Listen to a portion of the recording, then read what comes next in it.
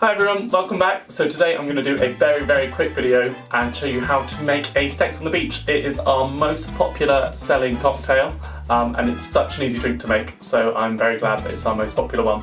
All you need to make this is vodka, peach schnapps, orange juice and cranberry juice. So to start we're going to put 1 shot of each spirit in the drink.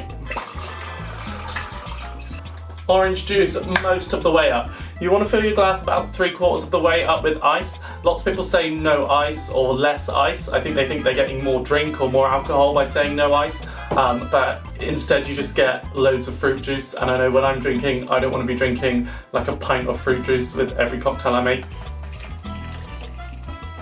So lots of recipes say to do 50-50 split between orange and cranberry juice.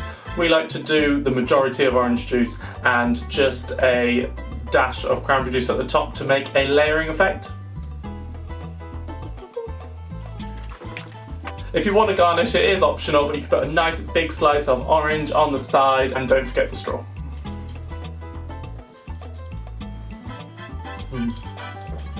Beautiful.